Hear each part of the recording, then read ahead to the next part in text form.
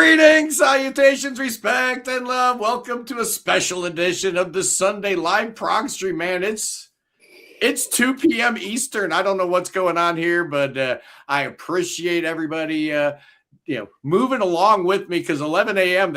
I get a little sleepy. It's a little rough for me to actually even remember who's on the stream, let alone what we're talking about. So maybe a later start time's a good thing. But on the panel today, back once again from Prog Magazine and Loudwire, it's Jordan Bloom. Jordan, thank you so much. Oh, thank you for having me again. Oh, man, it's an honor to have you on the show. Kind of makes the whole thing worthwhile. Cody, my loyal right-hand man, Cody from Brockway's Vinyl Bites YouTube channel, and Octavium, he's the drummer for some band. He never mentions it. So I just thought I'd bring it up.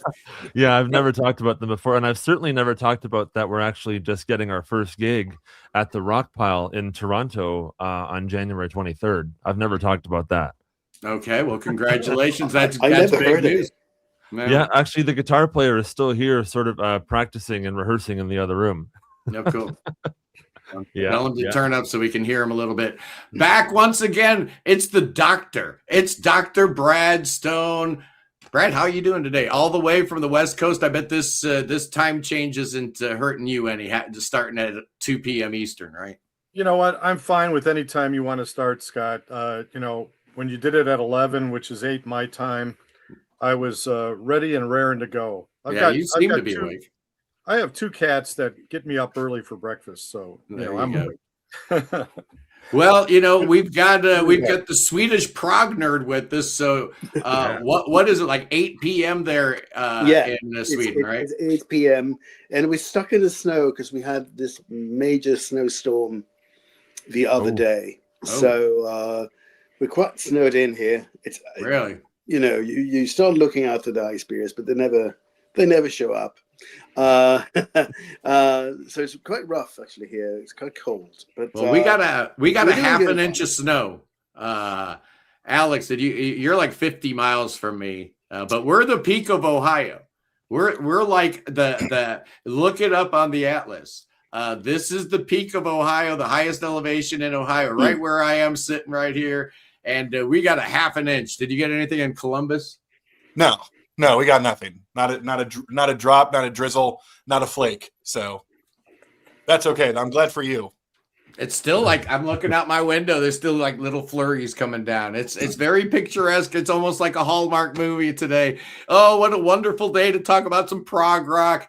Today we're talking about 1999, Cody. This was your idea, actually. Did you just say that the peak of Ohio is actually on the prog corner? There you go. The 2 coolest people in Ohio, right here.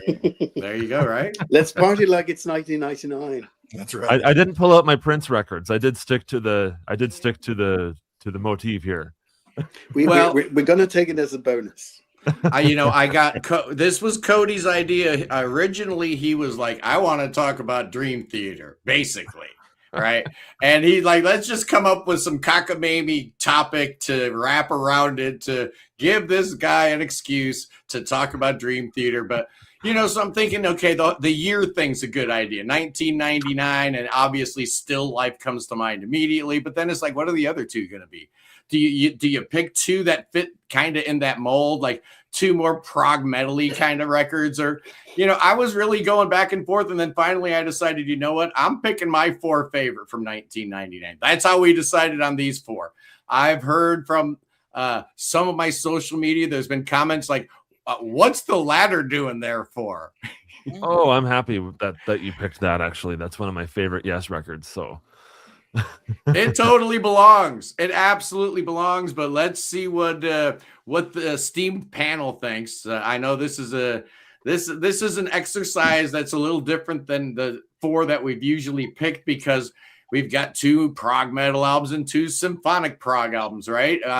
How did you go about the task at hand, Brad? Okay, well, I think it was a really interesting quartet of records, and I thought it was going to be easier to rank these than it was. The bottom one for me was actually easy. The other 3 pretty close, and I think I've reordered them several times in my head before the show started. But for me, the number 4 is the Opeth album, and I love the band. I love their later stuff. When when Steven Wilson got involved and with playing keyboards, and especially our beloved Mellotron. I love those albums. The later albums. I got a couple of them here to show. I don't even own a copy of the one that we're discussing today. To me, I've never been a big fan of the death growls. I just don't think, for me personally, that it's not the Opeth album that I would go to listen to. So that one was easy. And again, like I said, I love the later material, but now the remaining 3, as I say, really tough. Now, first of all, I have to say that I've been a practically lifelong Yes fan, going back to when the Yes album came out, and I was blown away. And I've seen them multiple times in concert, and I've interviewed Bill Bruford, and I love Yes in their entire career. Ironically, the one album that was missing from my collection about 3 weeks ago, well, right before Christmas, I was in Switzerland. I was in Zurich. Nice. And there's a record store there. A used life is tough for Dr. Stone. Yeah, well, I visit Zurich often because one of my very closest friends lives there, and his family, and his son is my godson. So I'm there quite often. And there's a record store. Every time I go to Zurich, I visit there. And if you ever go, you have to visit the store. It's called Catalog. And they have, in fact, a used progressive rock CD section. Okay. So I usually, I clean them out, and they had a copy of The Ladder, and it was missing from my collection. So it was just kind of ironic that, you chose this album to discuss. So nice. I went back and, reviewed the material again. The opening track, I think, is brilliant. Homeworld. And the rest of it, I mostly think is, rather pedestrian for Yes. I'd much be more inclined to listen to the new albums, The Quest, Mirror in the Sky, which I think really are in many ways a throwback to the old Yes song, the old Yes sound. I can't speak this morning. I think that New Language, I love the opening. That's a pretty good track. I think that I'm correct in saying that Igor Koroshev, this is his only studio album with the band. Is that right? Yep. I think partly this album may get overlooked because it's Igor on keyboards. He's a very, very capable keyboard player. He's a great player, but really kind of, screwed himself in terms of that gig. Yeah. But he's not really featured much on this album. I think it's like track 8 or 9. He's finally featured on a synth solo. And as a keyboard player myself, I'm always listening for the keyboards. So, is it Yes's worst album? Not by far, but I just don't think it's, it's as memorable as many others in their catalog. So I put Yes number 3. It pains me to do that because I'm such a huge Yes fan. Well, it gets a lot worse from there. Yeah, there are worse albums, and then by them, and then number 2, I put the Flower Kings, and I love this band. I probably enjoy their later material even more. This album has got some. It's got its moments. It's got some real high points. I was thinking upon re-listening to this that often, Tales from Topographic Oceans and The Lamb Lies Down on Broadway, I hear people say, oh, it would have made a great single album. And I'm always going, no, what would you cut out? This album, though, I really think that if they, the Garden of Dreams, almost 60 minutes long, if they had pared that down to 30 and then took tracks from disc 2, I think Deaf, Numb, and Blind is brilliant. I think Power of Kindness is gorgeous. Calling Home. If they took 3 or 4 of those tracks and combined it into a single album, I think it arguably would be a better album, because some of the other tracks are, for me, not as memorable. They're more, the compositions I don't think are as strong. So that's my my take on this album. But there's some absolutely stunning moments in the epic. Really, really gorgeous stuff. Dream Theater, I had to put number 1 because I really can't find a fault with this record. When this record came out, I listened to it extensively. And am I also correct in saying that this is Jordan's first album with the band? Yeah.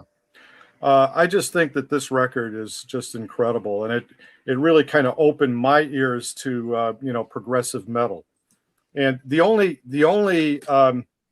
Dream Theater album that I think tops this one for me personally is Octavarium, which I has a real spot in my heart. But I just had to put the Dream Theater album number 1 because I just think it's a progressive masterpiece.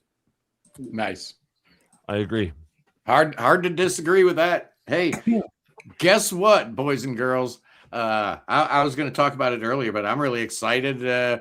We've got a brand new album coming out February 6th from Big Train. Oh yeah, can't wait for that. Yeah, it's called Woodcut, and it's absolutely amazing, and I'm just so happy that they hooked a brother up, because MP3 files are great. You know what I'm talking about, Jordan. You get flooded. Your inbox becomes almost unnavigable at some point. They don't just mail y'all flash drives anymore. Yeah, man. Yeah, I like the old days where they'd actually send you their album. It's like, here you go. What am I reviewing? At the end of the day, I'm the kind of guy that I'm reviewing the whole thing. It's not just the music they're in. Because when we talk about Yes and Tales from Topographic Oceans and stuff, you're always thinking about Roger Dean. Even if his name isn't mentioned, that album cover is on your mind. It colors the way you interpret the music. From the word jump, it does. Everything matters when you're reviewing a piece of art. And boy, oh boy, Big Train just knocked it out of the park with this one. I can't wait to talk about it. So yeah, I'm just amped, and I wanted to throw that in there right quick. Pontus, what do you think about these 4 records I picked? And I just picked what I thought were the 4 best records of 1999. At the end of the day, I realize it's 4 prog. They're not 4 prog metal albums or 4 symphonic albums or 4 retro albums or 4 neo albums or 4 Rio albums. It's just 4 albums I dig, bro. Yeah. How do you parse these 4 out? This was a quite interesting exercise to listen to these records, because I hadn't heard them in a while. And actually, one of them was actually the first time I heard it. I would like to say that, last year I listened to a lot of 1995 music released in 1995 because of the anniversary. And the 90s music sits in a special corner in the musical history, in a sense that everything was underground, in a sense, because let's face it, the mainstream wasn't this music. It was rap and electronica and some indie music, right? So everything that was loud and experimental and proggy was delivered to a certain audience. And I think that shines through on these records. I must say that when I listened to them, in my head, I had a picture of how it was going to go. My number 4, but my number 4 became my number 2. My number 1 was supposed to be number 2, and my number 2 became a number 4. So it was interesting to listen to those records, and listening to my number 4, which is Flower Kings, the Flower Power record. I mean, the Flower Kings always had great album covers, by the way. They always looked great. They always, looked interesting.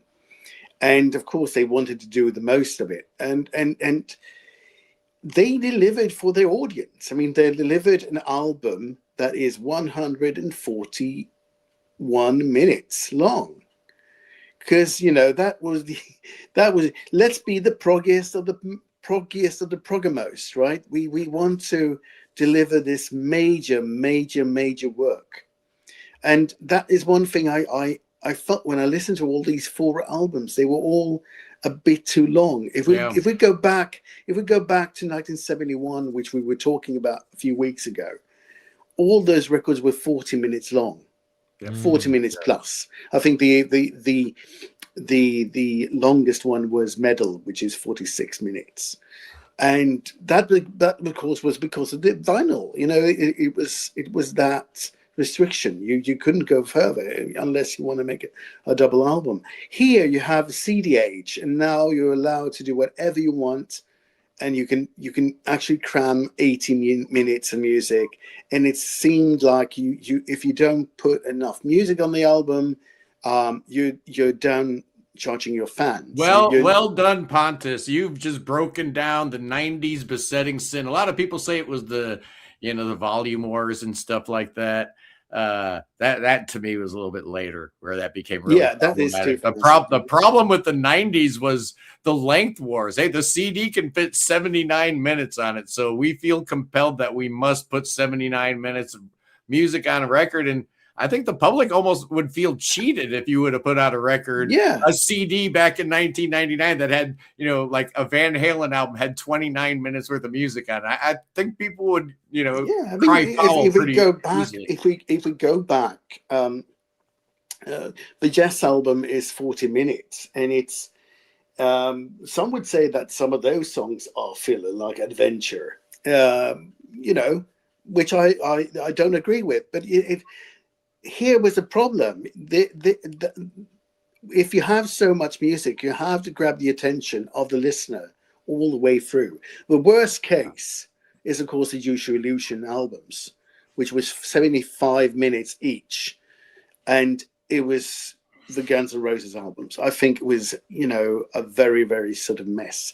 The problem with the Flower Kings album is that if someone had produced it and said, let's trim this down to 50 minutes and let's just stick to the long piece. Let's just do this as a single album and work on this and really work on the ideas and develop them in songs. You can release the other tracks a half year later and everybody would go, oh, there's another album there.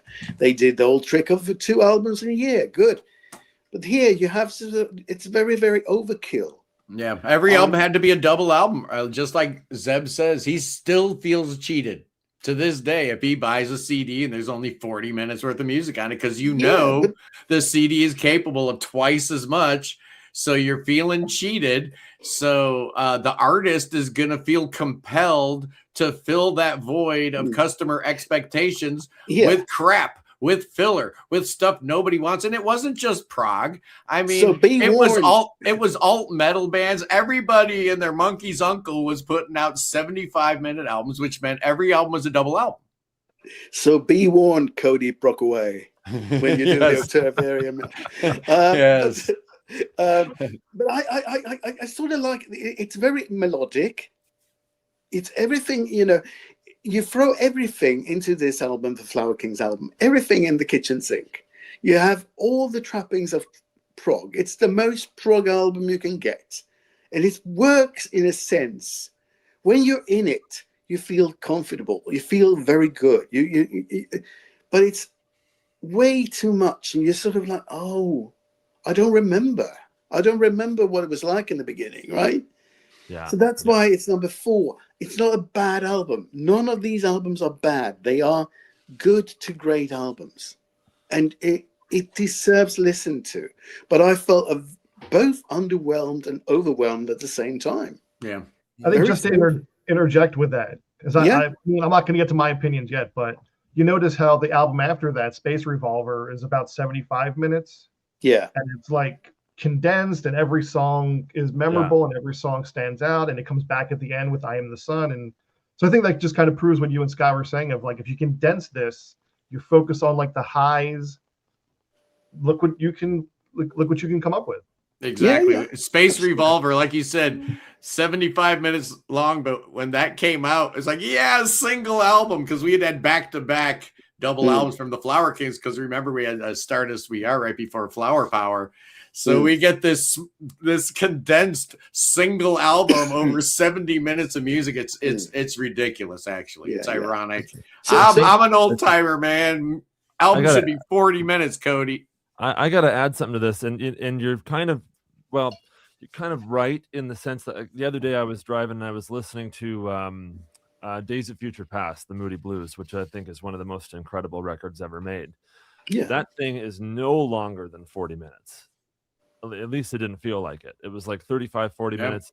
And it's one of those that it's so good, but it's so quick that you actually have time to listen to it again because it leaves you wanting more. You know what I mean? And it's probably good for a record to be like just hit that sweet spot of like, okay, it's been 60 minutes or even 90 minutes, an hour and a half, or an hour, 20 minutes, whatever, 80 minutes, whatever a CD can hold. That's usually that's usually pretty good. Yeah, well, this you is know a what, long album. Pontus, we are in the business of telling modern prog artists what time it is, and exactly what to do, how to create your craft, how to write your music. Yeah. That's what elders do. That's what I do here, man. That's and what elders do, right? Yeah, that's right. And the whole thing is the pendulum is swung. CDs are done. Nobody cares about your crappy CDs. You know what? Think about vinyl. Think about, what? What's a perfect length for a prog epic? It has everything to do with how much music sounds right on one side of vinyl. And that's not padding Rick Wakeman. That's not what Yes did. Artist picks the size of their canvas first. That's the first thing you do, right? Before you can start painting it. Right? You got to have a canvas. So you pick the size of your canvas before you start creating your work of art. And that perfect canvas size for a prog epic is, of course, 20 minutes. Everybody knows that an album's 40 minutes. And if you got more than that, that's what the double album's for. Okay, Pontus, what was your what was your next one? Well, number 3 is The Ladder. I like this album. It has, it's actually produced. It's produced by someone. Unfortunately, that person died, Bruce Fairbairn. How do you pronounce his name? Bruce? It's Fairbairn. Fairbairn. And he's from Canada as well. Yeah. They Canadian. in Vancouver. Yeah. I think this is quite good. I mean, it has a lot of highs on it. I mean, the title track is great. I like the bossa stuff. I like the last tracks on the album as well. I think it's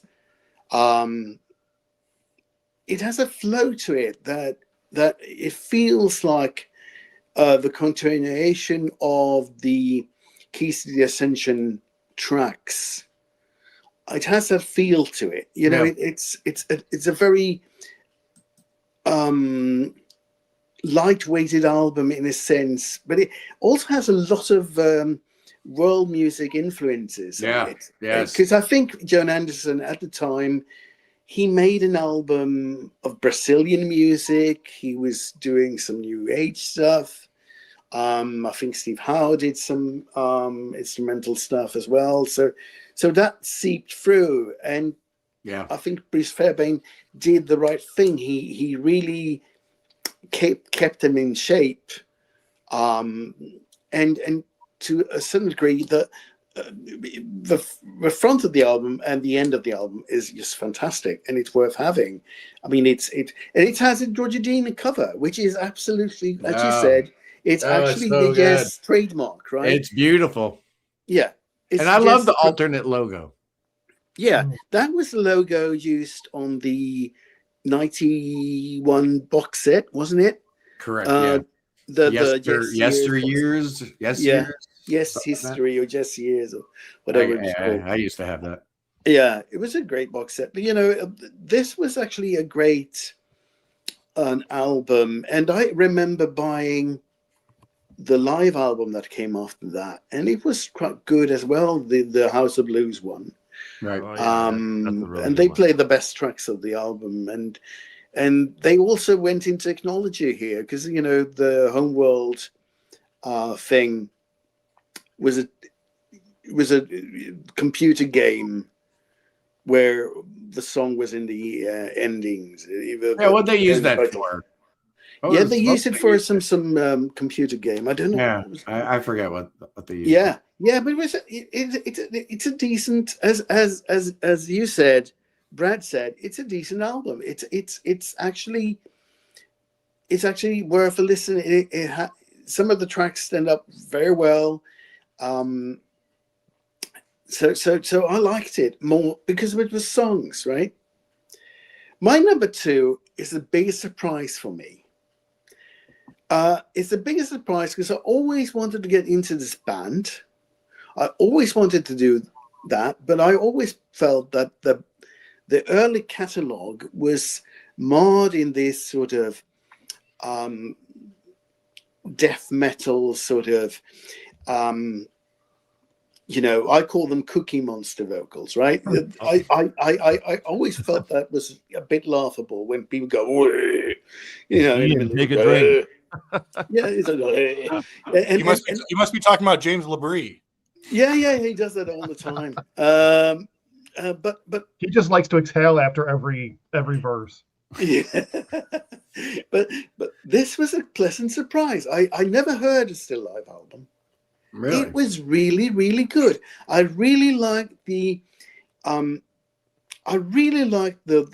balance between the heavy stuff and the acoustic stuff. The acoustic guitar on that album was great. I mean, the song Benighted, I loved. It was the warm guitars when you go into that and you sit and listen to it, and his voice, and he sings very well.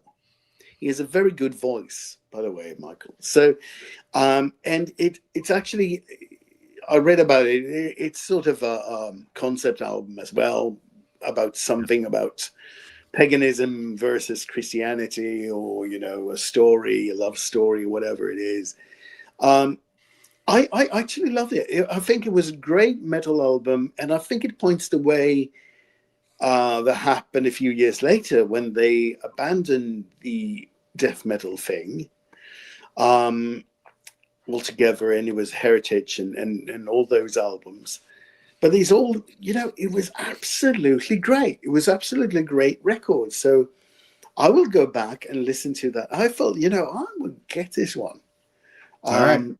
Cool. So my number 1, and this is down to one song. And I want to be maybe a bit emotional here because the last few years I lost a few friends and family and relatives, and it's been quite a hard time. And I wasn't prepared. I've heard this album before. My introduction to this album was a live video. It was a DVD. It was the DVD of the New York gig of Scenes from a Memory. Nice. I loved it. It was great. The band is on fire. You got actually film sequences and all that. And it's great. But when The Spirit came on, I was unprepared for all these feelings. Yeah. When that came, it cut really, really deep. So you got it. Yeah, I got it. Yeah. You got it. Yeah. Yeah, it was really, because it's very, very well written. The lyrics are very well written about mourning. I think it's where do we go when because everybody's thinking about that. We all lost someone. Where will we meet up? What will happen? That was quite emotional. I was weeping in buckets. It was like, and I mean, the album this almost works for 78 minutes because it's actually very, very constructed. It's constructed about songs. I would say the only drawback, I think, is that it's got three endings. Almost, it's got, you know, The Spirit Carries On, which is a musical ending. You know, it's a big, fantastic ballad with a lot of spiritual meaning. Then we have to wrap up the story, so we got Final Three, and then because we are in the CDH, we can do a soundscape. There you go. And Yeah. so we get three endings to this record, and yeah, it works, but it's a bit overkill, but it works. And it's live. It was just fantastic. It was my introduction to Dream Theater. I became a fan after that, and it's the classic lineup. Yeah, it's a classic lineup. We talk about the classic lineups of Maiden, Purple. Yes, we talk about this is a classic lineup with Jordan Rudess on keyboards, and it lasted a few years. and we're lucky it's back. We've got the classic lineup back intact, and you know, we're living in a new glory age, man. Everybody survived, yeah. We survived. Hey, Alex, did you survive the new year with a tag like Beer and Vinyl? I always figure Alex would be like at every single bar in downtown Columbus, or he's in the Arena District, then he's going up the Short North, and then he's going here, he's going there, drink in hand. How was your New Year's, Alex? It's a tough night. I'll say that. No, I feel like with the channel name being Beer and Vinyl, now I can't escape it. Like, I feel if I did Dry January, I'd be letting all my fans down. You can't do that. No. No, but I'm tied to it now. So I actually it's just one of those things. But yeah, the new year was good. Scott, was that empowerment for me to give my list? How do you like that segue, huh? Right, not bad. Pretty great, right? I'm the king of that. Yeah, exactly. Well, king of something. So, all right, I messaged Scott actually yesterday or the day before, and I was like, "Look, I got a confession to make. I'm happy to be on your show, but I have to, share some things." Now, here's the thing, and that was regarding Yes Is the Ladder. My number 4, though, I'm going to go with Flower Power. I have a complicated relationship with the Flower Kings. I think they're brilliant. I think Roy Stoltz absolutely brilliant. I was introduced to the Flower Kings via Transatlantic. That was sort of my way in. Oh, yeah.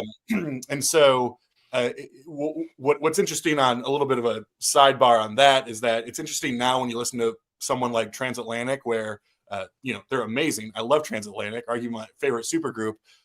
But being able to pick out parts and bits where you say that's certainly a Neil Morse thing, and that's certainly a Lorna Stolt thing. But I was introduced through the Flower Kings by way of Transatlantic, and then specifically with Stardust We Are, which I absolutely love and adore. Like, I love that. And I've tried a zillion times over to dive into other parts of their catalog, early stuff, later stuff. And it's brilliant. Like, it has nothing to do with how good it is. I just struggle with it many times. Again, there's moments of brilliance and there's moments of other stuff.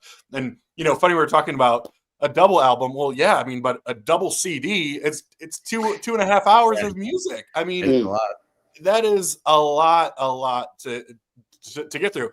And I admit too, like, half the reason we love prog is because it's overindulgent and long and complex, but there's a threshold, or at least for me sometimes too. So, again, it's just one of those. I struggle to connect a bit with the Flower Kings. Stardust We Are, I absolutely love, which is why I was really hoping I was going to love this, and I think in time I still might. It's just one of those things too that let's be honest, it might be one of those bands that you have to listen to an album 10 times to really get it. But by the time you listen to Flower Power 10 times, you're going to be 72. I can't listen to anything else. So that's just my bit on that. Now, I just kind of said, look, I'm a total progger. Until this episode, I had never ever listened to The Ladder. What is that? What is that? Oops. Is that Pontus? No.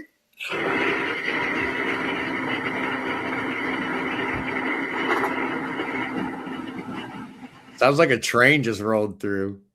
Yeah, a Hoover. Casey Jones coming for a ride. But that's not me. If I take it off here, It might be Brad. It's Brad. Okay. It's Brad. I just muted him, and now we're all good. Let me unmute Brad and see if it's him. There's no background. There's no background noise here. Yeah, we got something going on there, but it's okay now. Just go ahead and mute me then. Yeah. No problem. It seems it's faded now. Yeah, it's all right. I don't care. Continue, Alex. We just had an alien invasion to deal with. It's no big deal. It's all right. We'll get there. I had never listened to a note of the ladder up until about 3 days ago. In fact, I haven't listened to a note of Yes probably since 1991. So Yikes. I know. I told Scott, I told you in confidence, I'm a terrible progger. For shame. Alex, how old are you, brother? The keys and like all these different things. Now, here's what I will say though, because I have a theory about how people review music and critique it and all that type of stuff that truthfully, I think a lot of music critics, no offense to like the actual professional music critics, Jordan, I have a theory that 90% of the critique is based on their expectation and not on the art as a whole.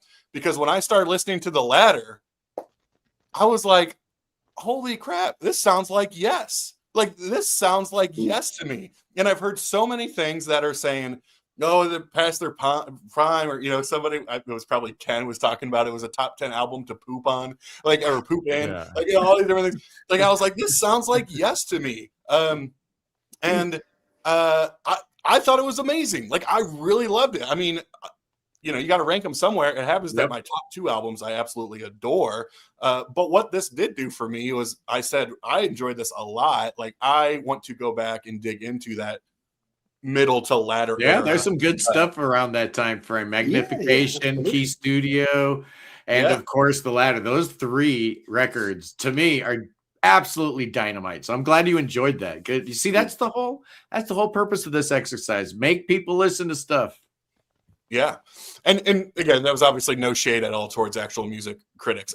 What I meant by that was this idea that if you go into a Yes album in 1999 or in 2026 and you compare it to Close to the Edge, that's a hard thing. Yeah. But if you go into it being like, you know what, I haven't heard anything from them post Union, it's a different animal. My number 2 is Still Alive. Oh, look at that. Well, first of all, let's just have a moment for. Look at that. Yeah. Hold on. I'm going to make you big because this album cover, let's just shout out the artwork here a little bit. It most certainly is. It's my favorite album cover. And no one else could do that. Look at that. Look at that beautiful artwork. Actually, let's talk about 1999 Michael Ackerfeld too, with the blonde here. Look how that. You're so young. Is that Billy Sherwood?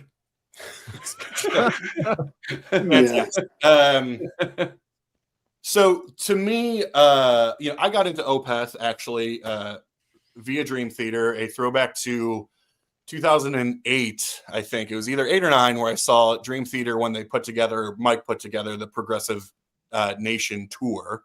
And talk about a lineup that, looking back, I'm like, I can't believe I saw that lineup. But it was Dream Theater headlining with support from Between the Buried and Me on their Colors tour, and then Opeth on Watershed. Wow. So I was like, what? Okay. And of course, at that point, didn't care about death metal, any of that kind of stuff. I was actually really turned off by Opeth. I thought they were terrible. So here we are, one of my favorite bands. I love, it was talked about before, kind of the yin and yang, the super heavy moments. I think the more is a top 5 Opeth track for me. The way it just kicks this album off.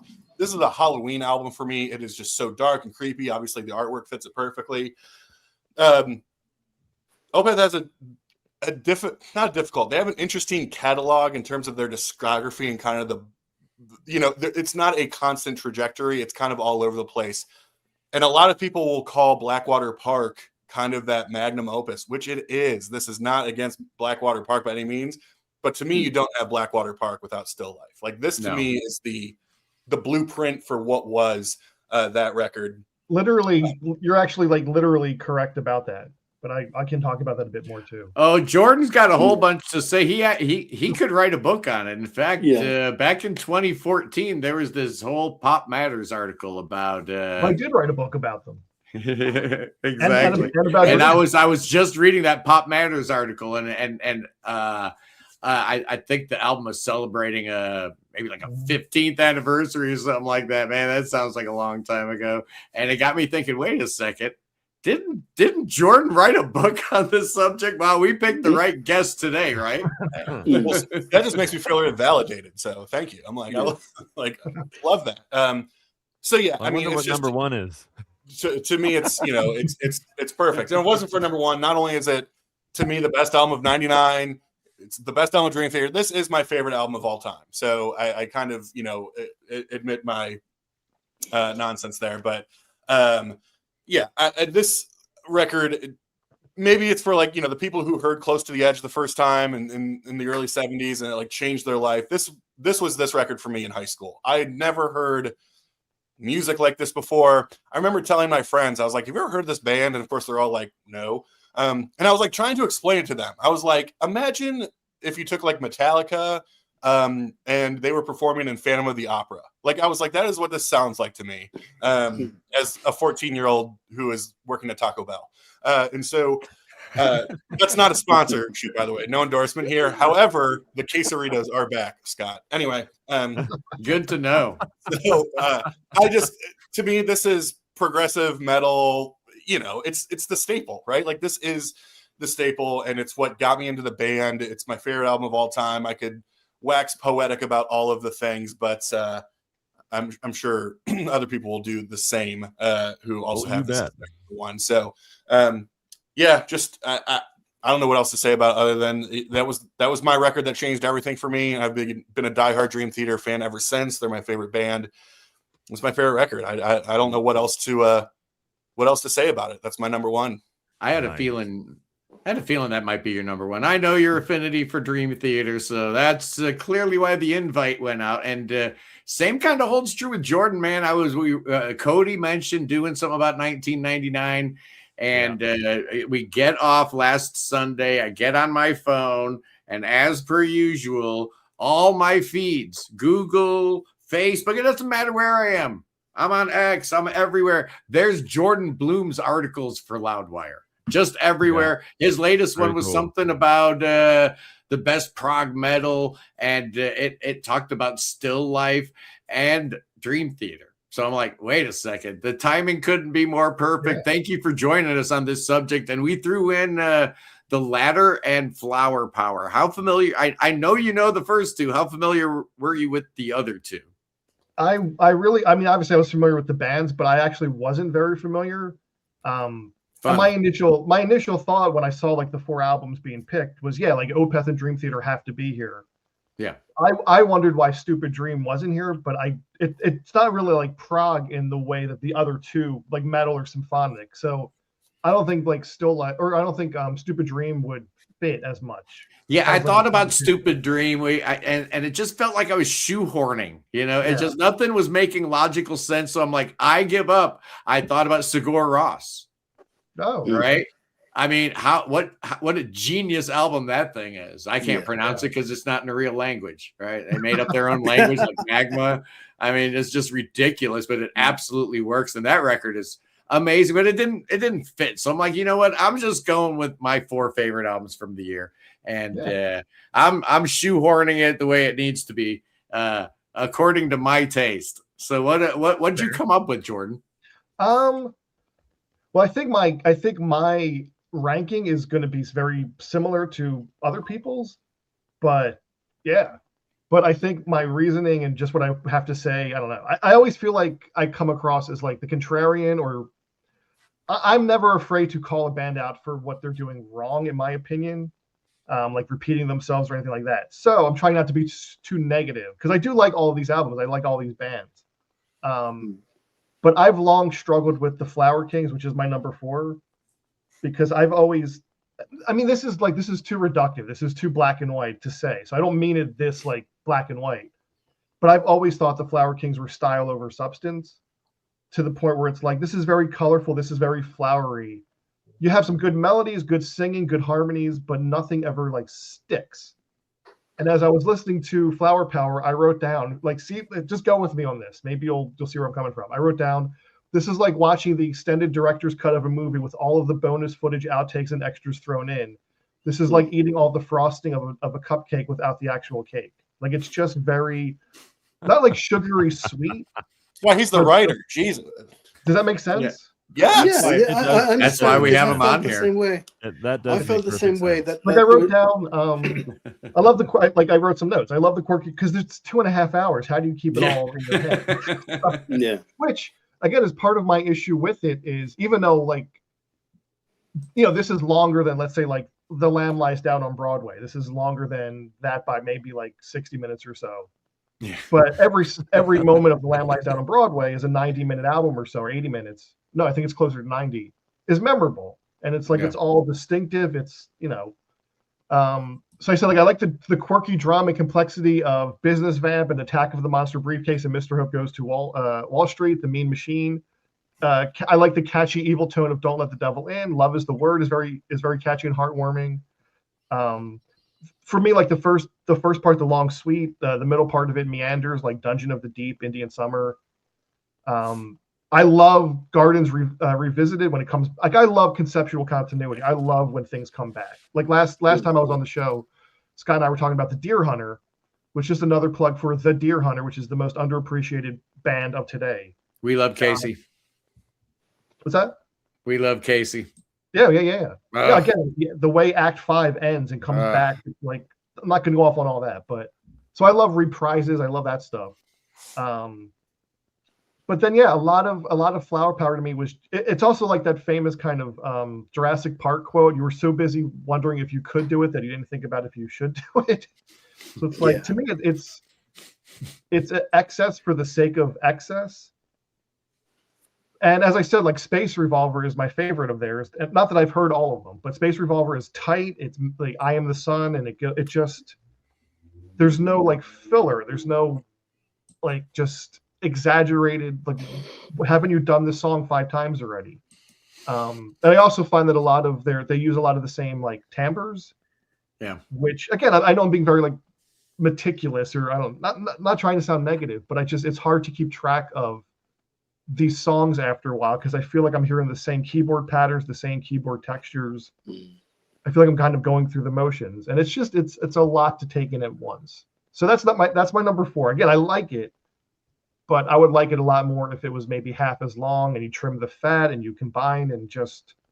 But I mean, a part of the charm of the Flower Kings too is that they are so like quirky. They will throw in sound effects and weirdness, and that's what I like too. But again, Alex, you were going to interject something there. Well, I was just going to say real quick, kind of conceptualizing this more for the example I gave earlier before Jordan continues. But I was looking up here at the if you can see, it's the Transatlantic Absolute Universe whatever box set, and thinking about that whole story with like the abridged version, which is what kind of Neil wanted, versus like the absolute mega 4-hour version of it, which is what Royna wanted. And you kind of get a similar sense of, again, like, that is kind of the way he prefers to do things.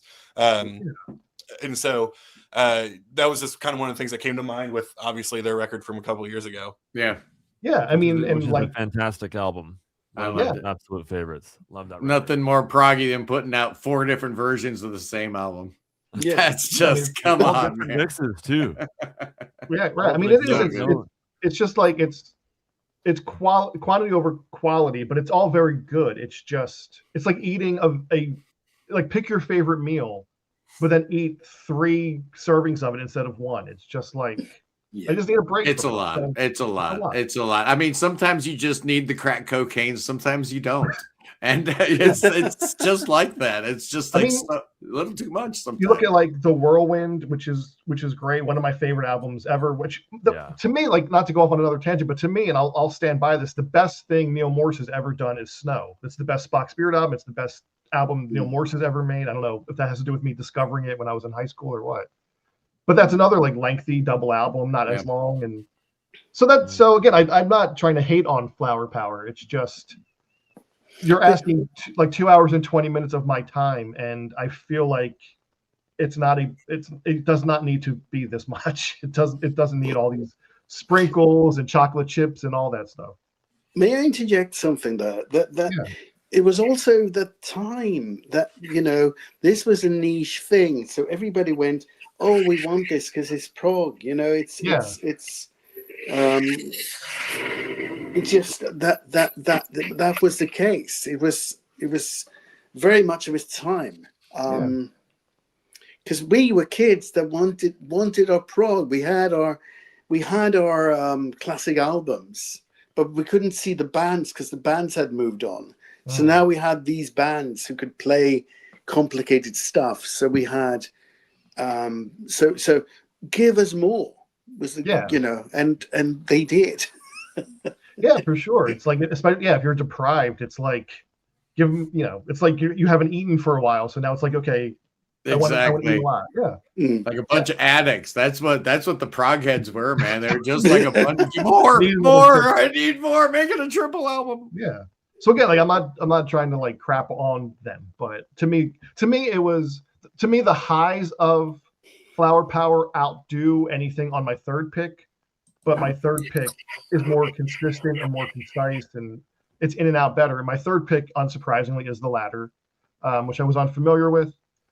And I think maybe of like a lot of the bands, because I think something else that I'm like, if anybody knows who I am, I think one of the things I'm known for is very much being against like the 80s pop direction that a lot of these bands go in. Like I absolutely detest 80s Genesis after a certain point, except for Land of Confusion, which is amazing.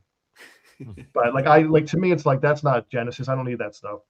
And yes, I don't think it was as bad as Genesis got, but I still like Owner of a Lonely Heart. Even I'm like, this isn't Yes to me, even though I'm only 38. I didn't grow up with this stuff.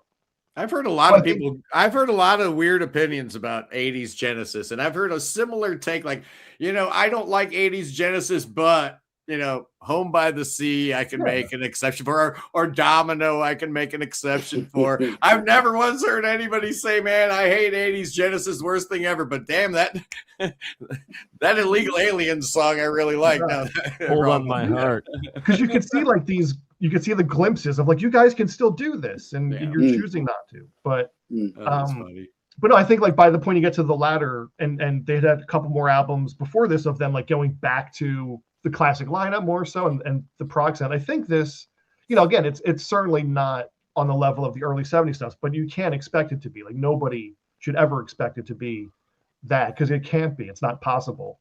It's not going to have the impact. Even if musically you would argue that it is or isn't on par, like objectively, it's not going to have the impact. So I'm not saying it's that on that level, but it's closer than you might expect for somebody who hasn't listened to Yes in a while, and you got to give them credit. I mean, John Anderson is maybe, even though we're going like to today, I think of all like the singers in prog, John Anderson's voice has maybe held up the best of like anybody. Insane. It's incredible. It's incredible what he still can do with his voice. Yeah. Yep. Yeah. And I like Homeworld, great harmonies, it's powerful, great harmonies with It Will Be a Good Day.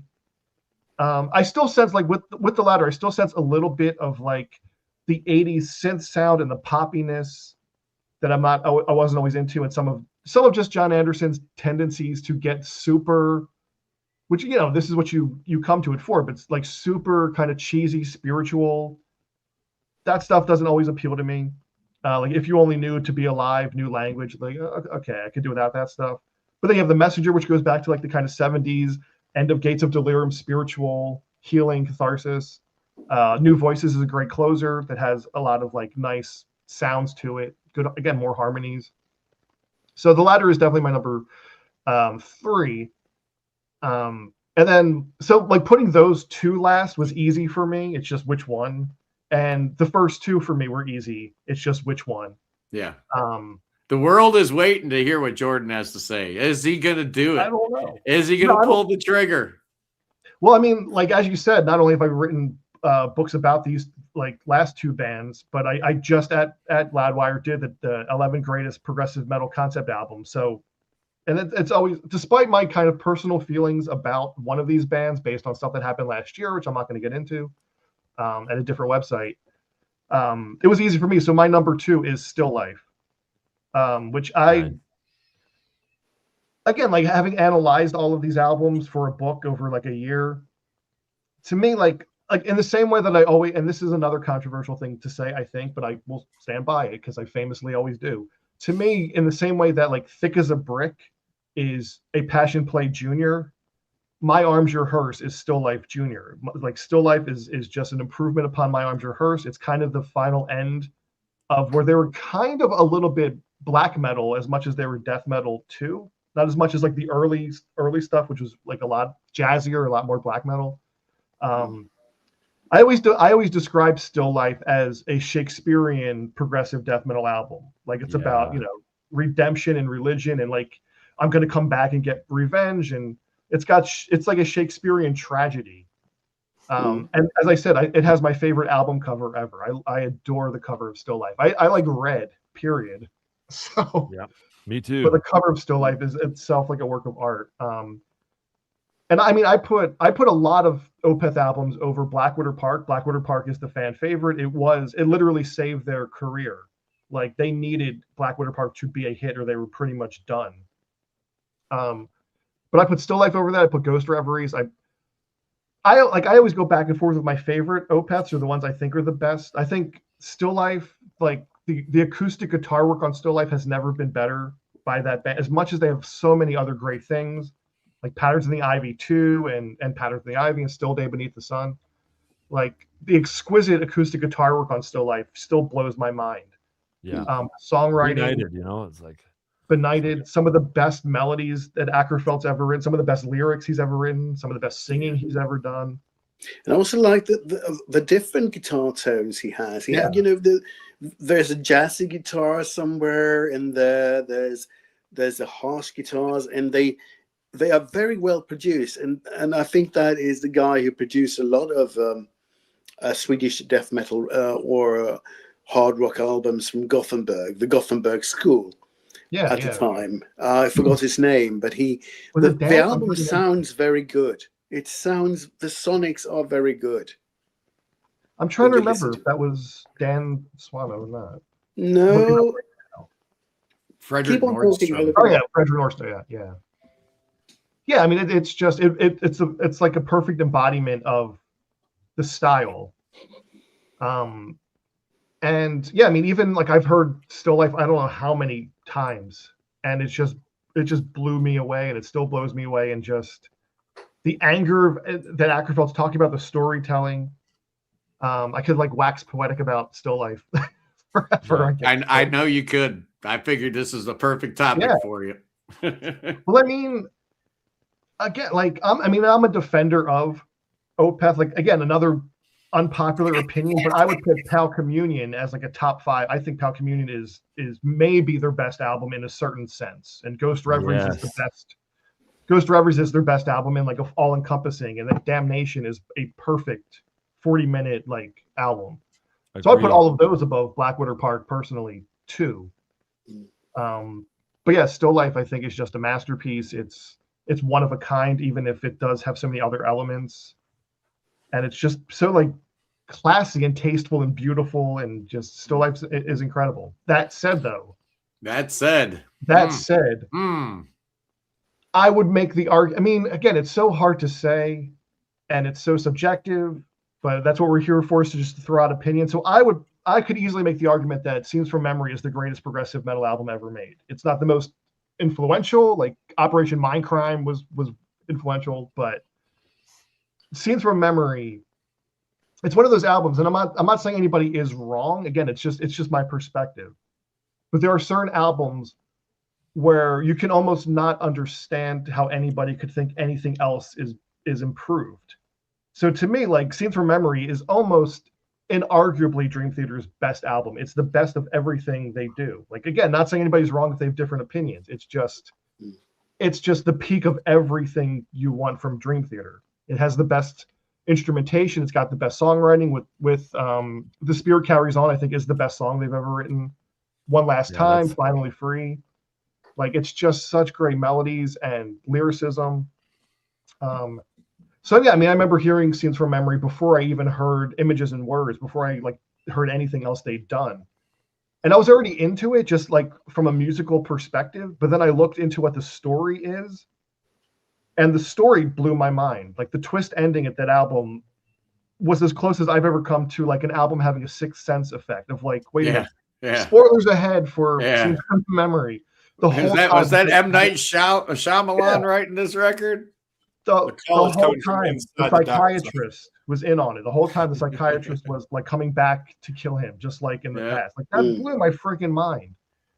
And then just like the tragedy of the story of that album, like can bring tears to your eyes if you really look into it. Yeah. It also reminds me of a movie. I don't know if this was intentional. I'm not saying I'm the first person to make this connection or that this wasn't the intention. But there was a movie with Kenneth Branagh called Dead Again, which I think is very like close to this. And you think about like Scenes from Memory was never meant to exist. Like they had the first Metropolis on Images and Words. It was a fun bit. They never meant to have a sequel to it. They had some like 20-minute demo, and they said, let's just like expand what we did in 1992, 7 years later. And it wound up being, again, arguably the best progressive metal album ever made. I go back and forth between that and like Between the Buried and Me's Parallax 2. Aerion's The Human Equation I would put up there. But I don't know, Dream Theater probably is still at the top. It's got to be on the short list of anything. Anybody talking about the 5 or 6 best prog metal albums of all time, if they don't include this album, they probably are an Octavarian guy. And and then we've got the 1 per artist rule in effect. So you can't take that second bite at the apple. I would put Native Construct in that list too. That's up to especially one and done. If you're talking one and done bands, they're at the top of my list, man. I need a new album from them so bad. It's like you want Between the Buried and Me with more of a theatrical thing, then you go to exactly. That's what I need. Yeah, I need a little more. But as Jordan said, when Operation Mindcrime came out in '88, I remember hearing that for the first time on radio, and it was like Pink Floyd reborn. It was like with a metal edge, and that meant a lot. That meant you had to have that album, because it was so much happening. It was so intelligent. It was so great. So it opened up a lot of doors, and it's great that these guys picked up on that and carry on the flame. Since Greenswag didn't do that for long. So you had Fates Warning and all those people. But this album has, as you say, it's just proggier. Let's face it. You talk about the Fates Warnings and the Queensryches and the bands that really got this whole thing started. To these ears, they were great, but they just weren't quite proggy enough. And then and then along comes stuff like this, and now my ears are singing, bro. I'm like, okay, I can listen to Aerion, I can listen to Dream Theater. I'm good with this genre. Yeah, man. Oh yeah.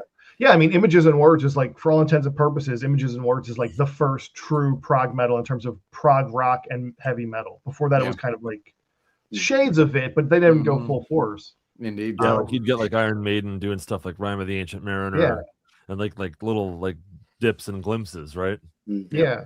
It's dribs and drabs. And then I mean, again, like Overture 1928 and The Dance of Eternity are maybe the 2 best. Like I'm not so definitive with this, but like they're among the best progressive metal instrumentals. And I remember years ago when I reviewed Liquid Tension Experiment 3 for a website called Metal Injection, Jordan messaged me on Facebook And because I only gave it like an 8 out of 10, and he's like, everyone else has given it like a 10 out of 10 or 9 out of 10. What happened? And I said, that sounds like Jordan. yeah. And I like, being offended by an 8 out of 10. But I said, do you want my real answer? And he said, yes. And I said, I know this is what you guys do. But I said, you know how every moment of like Overture 1928, The Dance of Eternity is tricky, but it's also memorable. It's also melodic. It like the same with like, I would make the argument with like Riverside's Reality Dream instrumentals. It's like there's feeling, there's storytelling in the instrumental, there's emotion. It's not just a bunch of crazy stuff that like is just, which again is what Liquid Tension Experiment do, and more power to them. But like you can hum every second of these two instrumentals. You're right. There's a difference between a melody being in 23/8 time, or hey guys, let's throw in a measure at 23/8. And it almost feels that way at times, because if it doesn't make sense, if it's just jarring for the sake of being jarring or weird for the sake of being weird, where's the melodicism in that mindset? And it's like Wai said, you can hum that too. You can actually. You remember? Do you remember the tune? You remember the tune? If you want to see a cool drum cover of both YYZ and Dance of Eternity, you can check out Brockway's Vinyl Bites here on YouTube. Oh, I knew that was coming, Cody. I knew we were gonna plug the drum covers. Very nicely done on both. Actually, we're running a little long, Jordan. So can we? Are you done? Can we go to Cody's list? Yeah, absolutely. I've said my piece. And what a piece it was. The expert, the man himself, the man who knows so much about this stuff. He could write a book. Oh, wait a second. He has. It's Jordan Bloom, boys and girls. Anyway, Cody, what do you got for me? Well, I want to say, actually, my cover of Dance of Eternity is essentially what got me to meet the guitar player in Octavium. So, that's cool. And now we're out here making music, and we got a new record coming out March 27th. It's called Bloodleaf Ritual. So, remember, 40 minutes. It's a bit longer than that, but it's not quite 90 minutes. But I'm going to have to send it to you, Jordan and Scott, go for it. And whoever wants to hear it. Alex? Yeah, I'd love to hear it. Absolutely.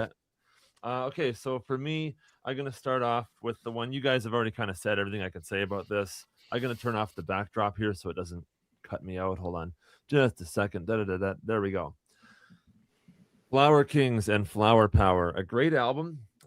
Yes, this is still sealed because I have the CD in my rack over there, but yeah, it's a great album. It's not my favorite. Mine's sealed too. There you go. My favorite Flower Kings is probably Space Revolver. I just absolutely, like, when I first heard that, it was like, that's it. That's the one. And that just blew my mind. And this one's good too, but it is very long. It's like 2 entire albums. And of course, if you get the vinyl version, it's 3 records, man. It's a long one, but it's good. Like they're pretty rewarding to listen to. Jordan, you did kind of hit the nail on the head where you said some of the stuff is a bit long for what it delivers, but it is good. And like The Lamb Lies Down on Broadway, when you listen to it, it's like, oh yeah, that was really interesting. That was really good. Hey, at least I think Royna Stalt understood what was going on. What is this album's parenthetical title, Cody, before you drop it? At the bottom. To the hidden corners of your mind. And there you go. He lets you know. There's, he's letting it all hang out. There's no mystery here. This is everything in my brain, every corner, the things you want to hear, the stuff you don't want to hear. And the next 3 were hard to rank because I kind of looked at the trajectory of my life and kind of what these have meant to me. And the top 2 could probably fluctuate, but I mean, I've known number 1 my entire life. So, I mean, I'm only 27, so this will make sense. But anyway, we're getting there. We're at number 3 here. One of the greatest death metal albums of all time, bar none, is Still Life. And people kind of go on and they say, oh, the production on the early stuff pre-Blackwater Park wasn't that great. I don't know what you're talking about. The production on this is fantastic. The sound is tremendous. And my favorite song is a song that no one has mentioned. Well, I think it's my favorite song. I listened to it on repeat, so I guess that kind of says it's my favorite. But Serenity Painted Death. Oh my God. White face, iron grip, the Serenity Painted Death. Fantastic. Cooking. I love it. I love it. I love their death metal vocals. and I love also the clean stuff too. Like Jordan, you said you'd rank up Pale Communion very high, as would I. I think that's probably my favorite of the new Peth of the new Peth records. Last Will and Testament's excellent too, but it's kind of a hark back to this. I love Face of Melinda, Benighted, The Moors, or Anything to Death. It's fantastic. It's the Peter Lindgren era, just absolutely kicking butt and taking names, censoring myself. But Still Life, it's a tremendous album. The concept is really cool, but just the passages and the way that the Cody without a hat, you're scaring the children. Yeah, no, I think it's just a tremendous album. I think it's really good, and it's on par with how great they would maintain throughout the rest of their career. There's not really any records of theirs I don't like, and but this one is near the top for me. Fantastic. Now, what can I say about these records? I mean, I think my opinion on this one has been pretty well documented, but here we go. The first song I ever heard from this was a song called The Spirit Carries On. And at that moment, I was already kind of getting into Dream Theater at this point, but I heard this song and I was convinced that I had just heard the greatest song that was ever written. For a lot of the reasons that you guys said already, just the lyrics in it kind of, to me, I didn't realize to others that it was actually a sad song. To me, it was uplifting, and it was very much like a, wow, okay. Like, this is just like a really beautifully spiritual tune, and it's just a gorgeous song. But the Dance of Eternity was so good, I had to learn it. Jeff, thank you very much. Appreciate that. I know Jeff likes Octavium too. So pretty cool. We got 2 songs out now on Spotify and Apple Music, and more to come, and the album to release in March. So, and we got our first gig coming up at the Rock Pile in Toronto, January 23rd. Anyway, I love this record. Dance of Eternity, fantastic. Just the whole thing. I got to see them play a good chunk of this live, actually, on the 40th anniversary tour, which was excellent. But this is, if Train of Thought isn't my favorite Dream Theater record, then this is. Although it fluctuates probably between the two. Then Images and Words, and I love Parasomnia too. Awake, but View from the Top of the World, the Mangini stuff's great as well. But no, this is just, what can you say about this, right? It's a tremendous, tremendous album. And you got Terry Brown doing the narration vocals. And I got a cool story to tell you guys. I met the singer in Octavium when we were both playing in a Rush tribute band called 2112. We played Rush Fest in Toronto, and I met Terry Brown there. And Tara, my fiance, for those of you guys who don't know her, she went up to Terry Brown, Rush's producer, and said, "Can you look at Cody and say, 'Open your eyes, Nicholas'?" He didn't, but he had a good laugh. It was pretty funny. But yeah, it's him doing the narration, and so it was cool to meet him. And yeah, their Rush influence definitely shows through and things like that. I think the whole band is just being absolutely perfect on this record. As with my number one, now this record gives me fond memories of listening to this with my dad in his home studio when I was just a young child. And sometimes, like, the songs on this have the ability to bring me to tears, and just, happy tears, good. Like, it's a great album. I listen to it fairly regularly. The production is very fresh. It sounds like it came out tomorrow. It's better than anything they've put out after it. The next record was pretty good too. I fall off pretty heavily after a certain point, but I think this album is a masterpiece. And I know everyone has kind of ranked it real low, so I'm like, I think I'm going to be the odd man out here putting it at my number one. But the Ladder, it has such a personal sentiment to me as well, with just the fact that I grew up with this. But I mean, I just think it's fantastic. Like, Finally's awesome. If Only You Knew is a great song. Homeworld, The Ladder, tremendous. I mean, Lightning Strikes, What Yes makes a club hit in the 7/8. Awesome. It's great. I just think this is tremendous. John Anderson sounds beautiful on this. Steve Howe is still playing really good. He had completely, taken over and whatever. But Chris Squire, Alan White, everyone's still playing at the top of their field on this record. Jeff Shilka, you are right. This is a masterpiece. And it's only right. I'm sorry. I love all of you guys. It's only right to put this at number 1. There you go. Hey, I like your honesty. That was a courageous pick. That truly was courageous pick at number 1. For this, if it wasn't for this, and you know, then it would have been Dream Theater, right? Like, but this is a tremendous album. Face to Face is a great song. Like every song on this, there's not a single. I'm looking at this and there's nothing that I would skip. Not a single second of music that I would skip on this with any of these albums, actually. Yeah. Well, Flower King is a bit long, but you know, Cody, it's interesting. You know, Jordan made the point earlier, kind of talking about progressive bands in the 80s, and definitely like pop and of course production and all those different things. When I hear that record, an era of Yes that I've grown to really, really appreciate are records like Going for the One, which when I first started hearing that, I was like, this isn't Topographic Oceans, you know. But I hear a little bit more of like that era in something like the latter, which I really appreciate because I get more of like that bridge sound than kind of like an 80s pop sound per se. But yeah, I need more time too. I love their 80s stuff too. I think Trevor Rabin is a complete wonderful musician. Actually, I felt bad that they released Mirror to the Sky at the same time he released Rio because I just loved Rio. No, Rio is a great record. Good record. Yeah. Well, anyway, boys and girls, the time has come. I'm going to reveal my top 4 real quick because it's time to go. The wife is slipping notes underneath the door. Not only did we have a later start time today than normal, but we were running a little bit long. But these were 4 amazing albums. I had 5 amazing guests. What a great panel. Thanks to all of you guys, because as soon as I'm done, I'm hitting the end button.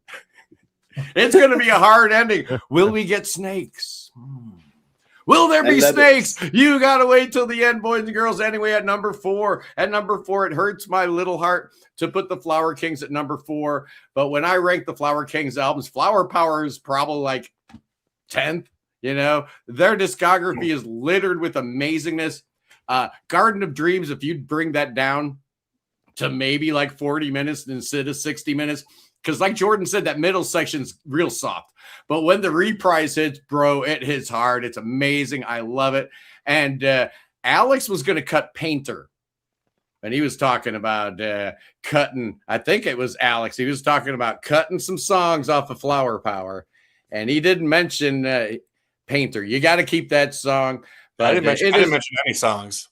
I don't know. Maybe it was Brad. I got him muted. Let's see. It might be Brad. His mic's been acting funny. We still have that noise? A little bit, but we're almost done. We're almost at the tail end, so it is all good. Yeah, not Jordan, you were absolutely right. Not Painter. Painter's the best song on the album.